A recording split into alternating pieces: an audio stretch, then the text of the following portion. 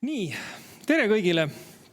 Õnneks on siin saalis nii vähe rahvast ja tundub, et suurem osa publikut on ekraanide taga, nii et ma ei pane pahaks, kui te alustate lõunaga juba ja mind söögi kõrvale kuulate, sest et rääkida on nii mõndagi ja natuke on juba ajast üle.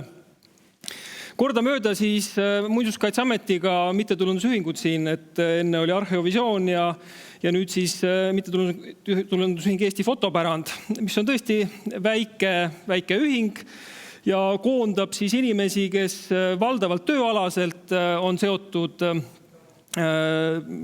fotopärandiga, siis koguhoidjad ja konservaatorid, aga on iseenesest avatud kõigile huvilistele. Ja ma ei suutnud ka vastu panna kiusatusele alustada ikkagi selliste näidetega ja natukene lihtsalt nagu intrigeerida, enne kui ma päris selle ajapaiga juurde jõuan, et kui me räägime pärandist, siis ja just pildilisest pärandist, siis pildiline pärand on väga huvitav, sest et ta sisaldab nii palju erinevat infot. Ja üks asi on siis see, mis on pildil ja siis kui me vaatame, et mis on siis selle pildi kohta kirjas. Et ise kirgliku jalgratturina tulin siin Mektorisse ka jalgrattaga, et siis vaatame nagu jalgratas vanal pildil, aga kui sul on ikkagi pildil elevant, siis on ju selge, et sa mainid selles kirjelduses elevanti ja jalgratas ununeb sealt kirjeldusest ära, et ikkagi see, mis on nagu olulisem või erakorralisem, on see, mis sinna kirjeldusse kirja läheb. Nii et kui te muisist nüüd tahate leida jalgrataste pilte, siis nende piltide juures, eks ole, neid jalgrattaid mainitud ei ole. Või ka siin on hoopiski jutuks, et on tegemist põlvelaste ja kevadpäevadega ja ei sõnagi sellest vahvast emast väikelapsega jalgrattal. Või kui sul on taevas Zeppelin, siis ka on selge, et siis ununeb nagu mainida mootorrattaid või jalgrattaid või mida muud sul seal pildi peal võib olla. Ja see on ehk võib-olla üks kõige kurioossem näide, mis mul täna silma jäi, et vaatame, et mida me siin pildil siis näeme ja mida selle kohta kirjas on, et Voore koolimaja, vaade tee poolt, 30 aastat, kool hävis, koolis oli kaks klassiruumi ja nii edasi, aga kogu sellest poiste kambast, jalgratastest mitte sõnagi. Või siis järgmine näide, trepil 3 naist. Aga kus on lapsed, koer, kes siin ka kõik olemas on? Jälle väga hea kihvt näide, eks ole. Siin on näete Mari Underi ema ja Dagmar Hakker ja märksõnadeks on hoopis siis grupi foto, aed, aiandus. Koerast näiteks ei sõnagi, samovarist ka mitte. Ja loomulikult siin see masinõppe on suur lootus ja masin nägemine ka ja loomulikult see areneb 7 penikoorma saabastega, aga ma siiski tahaks nagu ka rõhutada, et kõiki lootusi või panuseid sellele masinõppele ka panna ei saa, et inimeste roll on siiski tegelikult väga oluline. Et iseenesest see mõte sellest, et tekstilised kirjeldused piltide juures on ebatäielikud või siis vildakad, eks ole, alati sõltub ka sellest, mis muuseumi kogus pilt on, kogusse võtmine dikteerib seda, miks pilti on oluliseks peetud, mida selle pildi juures ära kirjeldatakse. Et sellist objektituvastust masinõppe suudab teha juba päris hästi, aga seal on siiski veel puudujääke, kus inimese roll on kahtlemata vajalik. Veel üks näide, et näiteks, et need näite, mis ma näitasin siin, koerad, jalgrattad on kindlasti ühed lihtsamad asjad masinõppel ka ära tunda. Aga kas ta selle veoauto katuselt selle jalgratta üles leiab, on juba küsitavam, sest et on nii ebatüüpilise nurga all ja nii vähe näha, eks ole. Või siis omaette küsimus on see, et tegelikult see masin nägemise need nii-öelda algoritmid on treenitud kaasaegse pildimaterjali põhjal ja seal on kaasaegsed nii-öelda fenomenid või objektid, mida siis ka tänu sellele ära tuntakse ja Rahvusarhiiv, kes on oma fotises seda nüüd rakendanud, olete ehk ka näinud, on arvuti poolt tuvastatud objektid, et siis ongi see probleem, et ka need ajaloostelt piltidelt teitakse tahvelarvuteid ja muud sellised asju inimeste pooside ja hoiakute järgi.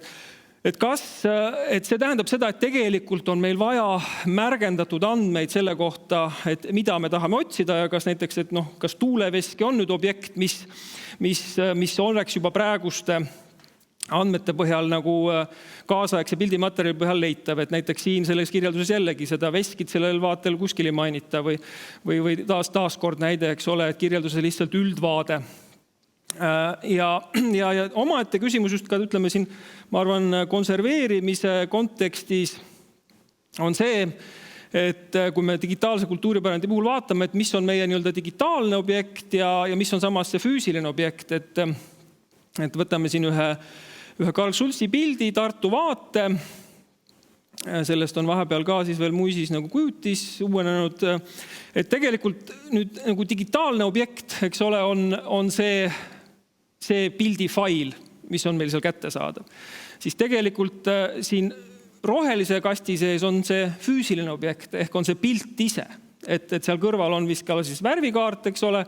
Ja tegelikult, kui me nüüd räägime sellest pildilisest sisust, ehk sellest, mis on pildi peal, kui meid huvitab ainult foto, siis see on veel omakorda siin ju nii-öelda kolmas tase. Et tegelikult need on nagu 3 eri tasandid. Ja küsimus on ka näiteks selles, et kuidas meil digitaalse kultuuripärandi andmetes sellised kihid ära kirjeldatud on. Ja kiire vastus on, ei ole. Eks ole. Et muisist me üldiselt ei saa pärida välja pilte ainult seda, et ma tahan nüüd ainult nagu mingit kujutise ala või vastupidi mind huvitavad objektid ja nii edasi, et need andmed tegelikult praegu on kõik sellisel kujul veel kirjeldamata. Jälle kindlasti saab siin masinõppe aidata, tuvastada seda pildiala ja nii edasi. Või siis veelgi juhtumid, kus ka siis nii-öelda sellel kujutise sees on omakorda veel mitu kujutist. Et tegelikult seda keerukust, mis on seotud ainuüksi pildiliste allikatega või pildilise ainesega, on päris palju. Ja jälle, kui me võrdleme nüüd näiteks, et me räägime füüsilisest objektist, postkaart, pildiga, teine postkaart, teine füüsiline objekt, aga samas sama foto. Sama kujutis, eks ole, fotot on võimalik olnud tiražeerida ja 3. pilt samast asjast. Praegusel hetkel näiteks muisis need seosed veel omavahel seondatud ei ole. Ja nüüd siis jõuame ajapaiga juurde.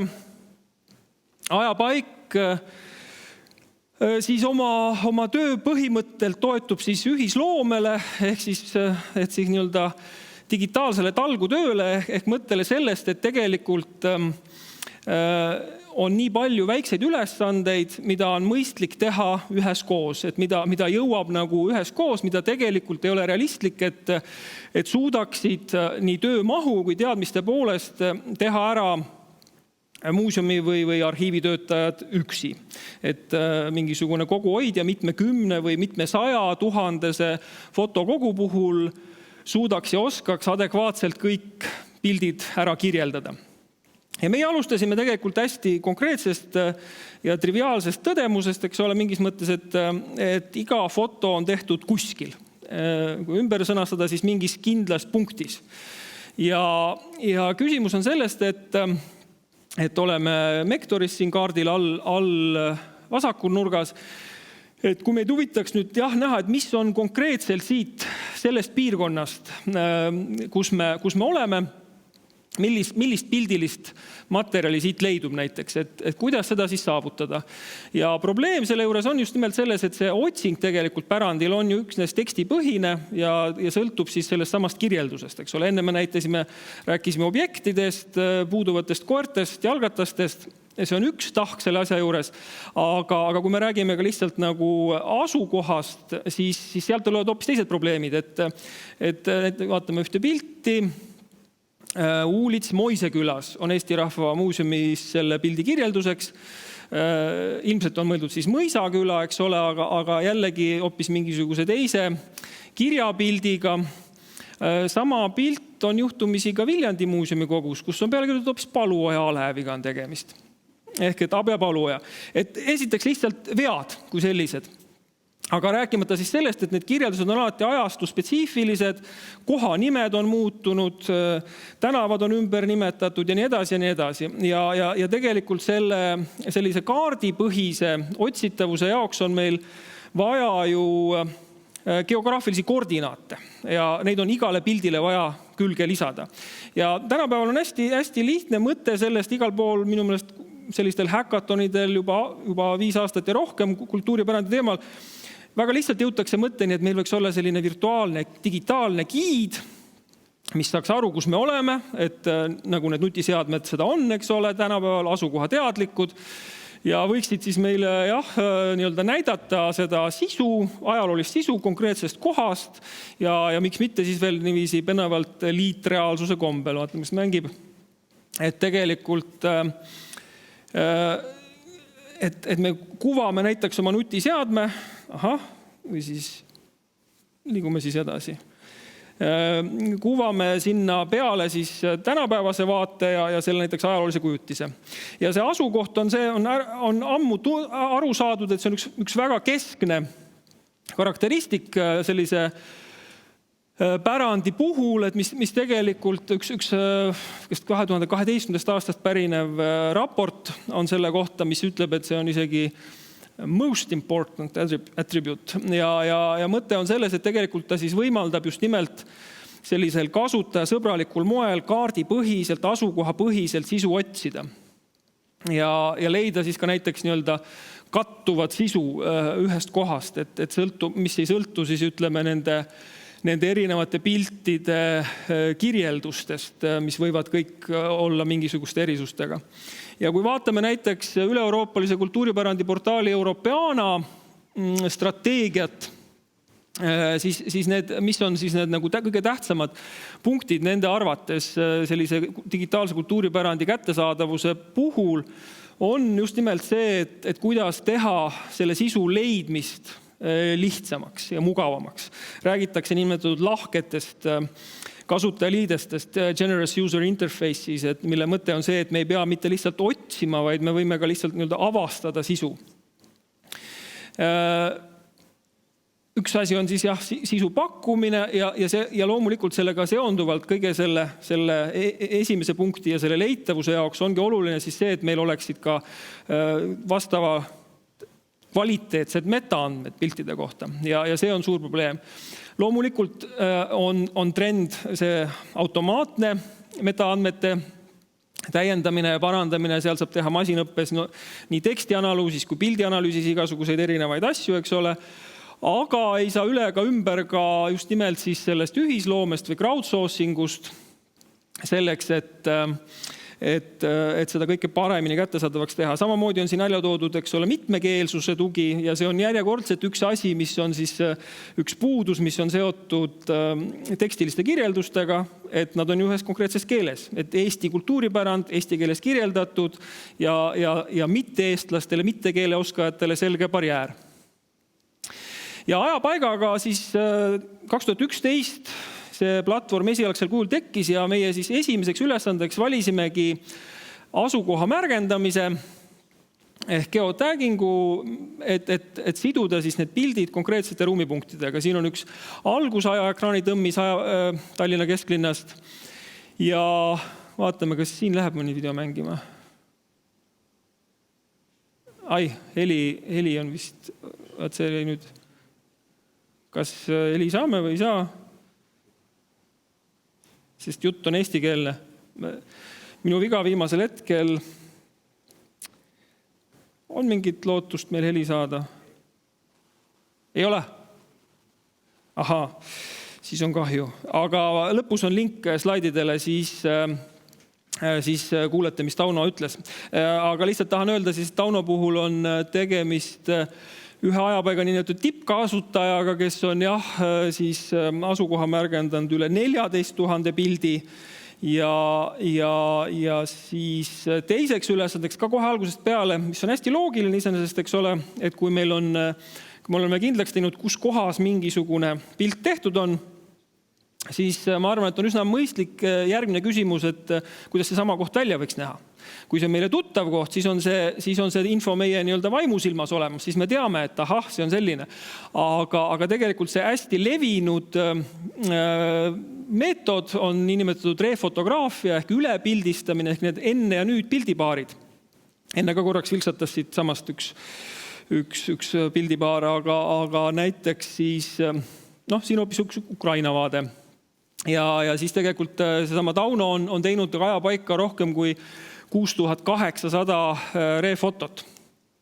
Siin on tema mõtted sellest, kuidas just selle ülepildistamise juures, olles algupäraselt tartlane ja sattudes tööle Rakvere Virumaa muuseumidesse, linnusesse, siis tema jaoks uue kodulinna avastamise jaoks oligi seesama ülepildistamine suurepärane võimalus neid kohti läbi käia ja läbi vaadata. Ja selle tegevuse jaoks on ajapaigal siis oma mobiilirakendus olemas, mille siis kõige olulisem nüanss ongi see, et see ajalooline foto on, nagu ma mainisin, liitreaalsust enne, eks ole, kuvatakse siis niiviisi pool läbipaistvalt selle seadme kaamera vaate peale ja mis võimaldab seda vana foto suurust reguleerida, et tegelikult see teeb päris lihtsaks selle läbipaistvust reguleerida ja suurust, selle enne ja nüüd siis nii-öelda täpselt kohakuti asetamise. Need näited on hoopis Tel Avivist. Ja meie tegelikult oleme just selle sama refotograafia teemal teinud koostööd Soome wikipedistidega. Wikipeedias on selline fotokonkurss nagu Wikiloves Monuments, mille eesmärk on siis just nimelt kultuuripärandit pildistada. Ja siis 2018. aastal esimest korda oli meil seal siis ka nii-öelda alateema ülepildistamise jaoks. Ja nüüd tänavu sügisel tegime sellise väikse kampaania siis ka Eesti Wikipeedias nii-öelda ja panime sellele siis ka nimeks lausa Wikiloves Refotography, et mõte on selles, et tegelikult nagu ühendada või lüüa mitu kärbest ühe hoobiga, et esiteks on meil kultuuripärandi objektid, näiteks hooned, ehitised, millest on ajaloolisi pilte, mis on üks teine pärandiliik ja nüüd me siis saame nagu selle refotoga omavahel kokku siduda tegelikult siis nii-öelda selle füüsilise keskkonna pärandi, pildilise pärandi ja tuua selle tänapäeva.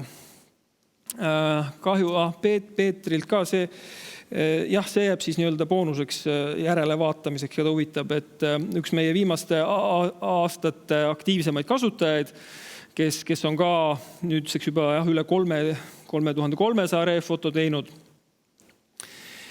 Ja siis möödunud aastast me oleme tegelikult neid ülesandeid lisanud ja päris kohe hulga.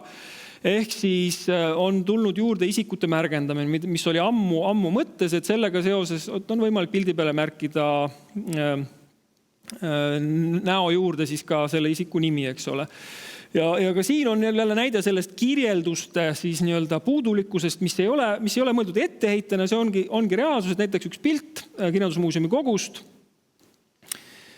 mille kirjelduses, et see on kirjanike kongress 71. aastal Tallinnas, ees vasakul Erni Hiir. Et Erni Hiir on siin see allpool vasakpoolne mees, aga näiteks tema selja taga, eks ole, ma arvan, kõik tunnevad ära, meie president Lennart Meri, seal tagapool veel, mõtlen, keda ma isegi ära tunnen, Viivi Luik, Hando Runnel, nii edasi, ja kui me vaatame, isegi rõdul tegelikult, ma arvan, kui meil on selle kongressi osavõtjate nimekiri ka küllap kuskilt leitab, siis isegi siin on neid näod sellise teravusega, et neid oleks võimalik ära identifitseerida. Aga praegusel hetkel see kirjeldus, eks ole, mainib ainult Erni Hiirt, et kõiki neid teisi isikuid, kes siin pildi peal ka on, ei ole ära mainitud. Nende, kui te huvitab pildid Lennart Merist, siis seda piltide nii-öelda naljalt praegu üles ei leia. Ja nii. Ja siis rääkimata sellest, mida ma ka juba näitasin, et näiteks siis sama pildi eri eksemplaride ühendamine. Ja eelmise ettekande lõpus oli küsimus, kas muuseumid seda masinõpet juba kasutavad, et meie ajapaigas kasutame ka juba. Et ühesõnaga see sama nägude märgendaminegi on siis niiviisi lahendatud, et meil on mitte väga tõhus algoritm, mis neid nägusid piltide pealt otsib, aga ajapaiga see nii-öelda põhiline tugisammas on ikkagi kasutajad, kes siis saavad neid pilte täiendada ja kui meie lahendus automaatselt nägu ei ole leidnud pildi pealt üles, siis on võimalik see seal ka ära märkida. Ja sama kehtib siis ka nende sama pildi eri eksemplaride leidmiseks, aga seal on ka meil selline lahendus, mis ei ole nii väga võimas ja näiteks olukorras, kus ühel pildil on või selle sama pildi eri eksemplaridel on näiteks erinevad servad, et ühel on näiteks lai passepartout, teisel seda ei ole või nagu me selle Viljandi Pauluse kiriku piltide puhul nägime, et üks objekt on hoopis püstipidine postkaart, teised teistpidi, siis seal jääb see meie automaatne lahendus natuke hätta. Aga tegelikult just nüüd küsimus on selles, et siin on ka näiteks, et kõiki neid asju saavad ajapaigas siis kasutajad üle kinnitada ja täiendada. Siis kas või näiteks selline asi nagu vanuse ja soo märkimine nagu nägudele, et isegi kui me ei tea, kes on pildi peal, me ei tea seda isikut, siis see on nagu asi, mida tegelikult saab iga inimene väga lihtsalt teha, väga kiirelt märgendada, et öelda, et see on naisterahvas ja sellises kolmeses jaotuses on meil praegu, et mis soost see inimene on. Ka selle jaoks on algoritmid olemas. Jällegi tegelikult see tõeline power tuleb sellest, kui need kaks asja omavahel kokku panna, et ka tegelikult need masinõppe algoritmid vajavad täiendavat juhendamist, vajavad märgendatud andmeid, et nad nagu paremaks saaks ja neid saab siis üle treenida ja jooksvalt juurde treenida. Ja mis sellise märgendamise mõte on siis samamoodi, et tegelikult et need andmed üldiselt on puudu, et pildi peal, kui palju seal inimesi on või mis soost, et kui me lihtsalt mõtleme, kui milliseid erinevaid kasutusi ajaloolistel fotodel võib olla, siis kas või näiteks, ma ei tea, vanavanemate päeva illustratsiooniks soovime leida pilti, kus oleks vana naine, 2 last, või midagi sellist. Et meil ei ole oluline, kes need pildi peal on, aga me otsime mingeid selliseid pilte või keegi otsib oma vanaisa pilte mingist kindlast piirkonnast, siis ta otsib, eks ole, mingi piirkonna piltidelt, täiskasvanud mehi näiteks ja nii edasi, et juba tegelikult neid seda teatud mõttes sõeluda või filtreerida ja natuke piltidest kaugemale mineva ülesandena lisasime ka sõnumite transkribeerimise võimaluse, ehk et tegelikult ka käsikirjalise teksti tuvastuses toimuvad meeletud arengud, aga postkaardi sõnumite spetsiifika on see, et nad on väga lühikesed sõnumid, sageli, kui ise ette kujutate, see näide küll ei ole, selline on postkaardil veel eriorientatsiooniga teksti, et ruum saab täis, siis keeratakse postkaarti, kirjutatakse serva peale, keeratakse veel ja nii edasi. Ja need on kindlasti juhtumid, mis on masinõppele keerulisemad, kus inimese abi on vaja.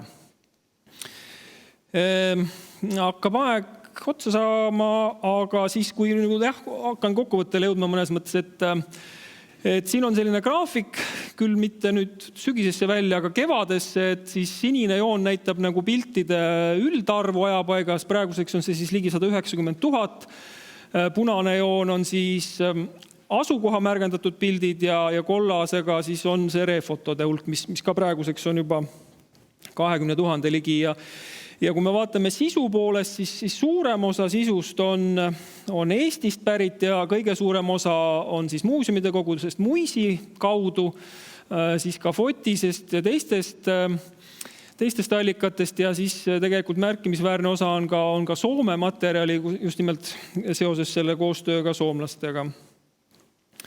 Nii, Aivo. Ja tegelikult kogu see asi toetub enne kõike sellele kasutajaskonnale, eks ole, et tegelikult see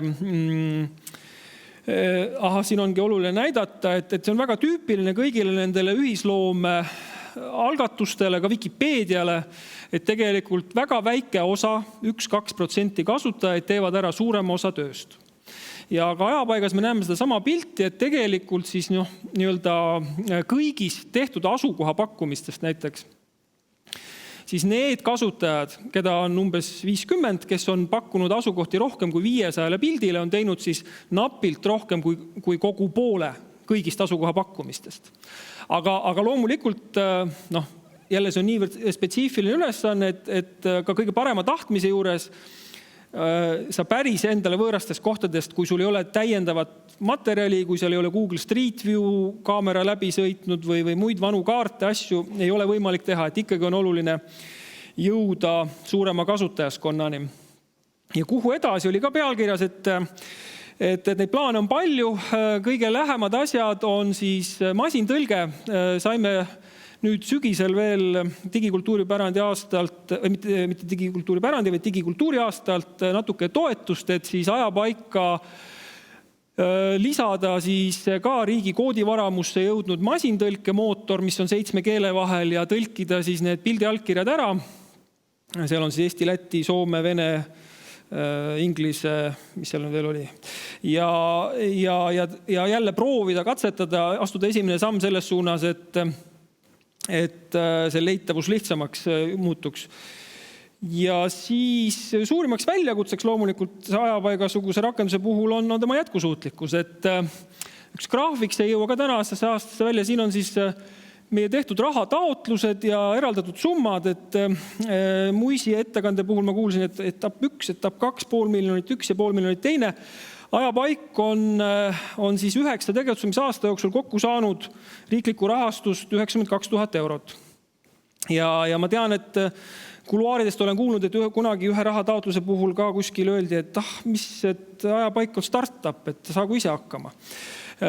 Ja kuidagi mingil moel oleme saanud, aga loomulikult on see olnud suhteliselt nagu põlve otsas tegutsemine selle tehnilise keerukuse juures. Ja tegelikult, kui vaadata näiteks Muisi kasutatavust, siis jällegi see on ka eelmine aastast märtsini, siis siin on hästi selge nädalane rütm, kus nädalavahetuseti Muisi kasutus on väiksem. Ja see tähendab, et ka muuseumi töötajate Muisi kasutus on siin statistikas kindlasti olemas, siis ajapaika kasutatavus on kas suurem või samas nagu suurusjärgus. Ja viimase asjana siis meie selline üks järgmine plaan, mida me katsetame, et kui suurem osa praegu ajapaigas olevast pildimaterjalist on juba siis mingisugustes avalikes kogudes, neil on juba mingisugused kirjeldused olemas ja meie eesmärgiks on neid täiendada, siis nüüd me loodame uuel aastal alustada sellise projektiga, kus siis me võtame ühe fotokogu, see on üks legendaarne orienteeruja ja suusatamise õppejõud Arne Kivistik, kelle fotoarhiivis on umbes siis 10 000 kaadrit. Ja meie eesmärk on need fotonegatiivid ära digiteerida ja siis kohe ajapaigas avaldada, nii et siis selle materjali korrastamine ja kirjeldamine hakkakski tegelikult toimuma siis juba ajapaigas.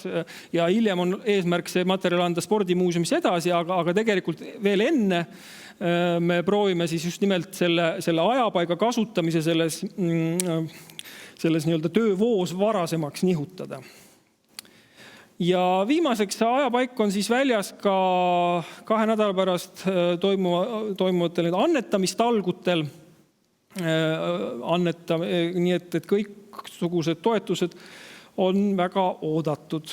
Ja siin all on siis ka link sellele ettekandele, kust siis ehk on võimalik näha ka neid videomõtisklusi meie tippkasutajatelt. Aitäh! Aitäh, Vahur! Küsimusi on jälle päris palju. Aga meil on juba lõunasöögi aeg, aga kuna lõunasöök kestab tund aega, siis ehk saame ikkagi mõned küsimused küsida. Esimene küsimus on üsna keeruline ja ma tunnen ka jälle, et kas see on nagu rohkem sulle või mulle, aga ma küsin selle sinu käest. Ja tõesti, museaali kirjeldamisega pole lood korras. Kas aitaks see, kui museaalide kirjeldamise ühtlustamiseks kasutaks kindlat juhistekststandardit? Museaalide kirjeldamise aluseks on Euroopas Dublin Core standard oma võimalustega kirjeldada objekti 15 elementi ja selle kasutamine Eesti muuseumides aitaks ühtlustada museaalide kirjeldamist ehk siis kataloogimist. Sina mõned? Ja ma ei ole väga seda usku, et juhend või kindlam rangem standard probleeme lahendaks. Ja häda on ka selles, et ikkagi see vaade jääb siis selleks asutuse poolseks, et me tegelikult ei tea, mida inimesed otsivad, mis märksõnadega inimesed otsivad, kuidas nad otsida tahavad. See töö on, seda tööd jätkub aastateks, see toimub samm-sammult, eks ole, meie anname oma väikse osa sinna, või isegi võib mõtta nii väikse, ma tahaks, mitte väikse. Aga et loomulikult ühtlustada ja standardiseerida on ka vaja, aga need ei lahenda seda asja iseenesest kuidagi ära. Jaa. Et me oleme seda ka aastate jooksul näinud, et ega need Muisi andmed on ju ka tegelikult standardiseeritud lihtsalt See on selline täitmise arusaamine, kuidas andmed toimivad, et siin on seda mõtlemist vaja juurde. Nii, kes võib lisada pilte ajapaika ja mida selleks vaja teha on? Igaüks võib lisada. Jah, et ühesõnaga kahesuguseid erinevaid pilte on, et ühed on siis need nii-öelda ülepildistused ehk reeffotod, ka seda võivad teha kõik, aga ka ajaloolist sisu võib lisada igaüks. Et nagu ma näitasin, siis jah, valdav osa ajapaigas olevast materjalist on pärit kuskilt avalikest repositooriumidest, aga seal on võimalik ka igal ühel endal üles laadida. Selleks tuleb ennast jällegi, kui mingeid tegevusi võib teha anonüümselt, see on olnud ka üks põhimõte, et see nii-öelda panustamise või osalemise lävend oleks võimalikult madal, asukohti või piltidele pakkuda anonüümselt edasi, aga nüüd piltide üleslaadimiseks peab ennast küll nii-öelda autentima. Aga igaüks võib seda teha ja tegelikult nagu selle Aarne kivistiku kogugi puhul, et me tegelikult sooviksime ka jõuda rohkem sellise pildimaterjalini, mis ei ole kuskil mujal veebis kätte saadav. Millised on ootused vabatahtlikele ja kuidas saab ajapaika toetada? Igal erineval moel, et ühesõnaga, et esiteks ma tahan öelda, et kui te mõtlete neid numbreid nende tippkasutajate puhul, et me räägime ikkagi sadadest ja sadadest tundidest, mida inimesed on panustanud sellest, et ühe mingisuguse keerulisema pildi kaardistamiseks, ütleme, hävinud hoonestuse puhul teiste piltidega võrdlemine, vanade kaartide võrdlemine, seal ühe pildi peale võib kuluda julgelt mitukümmend minutit ja ei saagi hakkama, eks ole, kui need inimesed, kes teinud sadu ja isegi tuhandeid pilte, siis see on tegelikult see väärtus, millele ajapaik üldse toetub. Et kui ei oleks neid kasutajaid, siis sellel asjal ei oleks mingit mõtet. Aga üks põhimõte meie ajapaiga platvormil on ka see, et kõik need nii-öelda mikroülesanded, et need kõik võib eraldi teha. Ja osa neist on väga lihtsad. Ja selles mõttes, et ma just enne kõike kutsuksin nagu panustama, et lihtsalt märgendama neid nägusid, kas või seda sugu, vanust nendes 3 klassis. Ma ei jõudnudki märkida viimase asjana veel, mis me nüüd hiljuti lisasime, on näiteks sellised uued kategooriad, et kas pilt on pildistatud maapinnalt, kõrgemalt või õhuvaade, sise-välisvaadete kategoriseerimine ja nii edasi, nii edasi.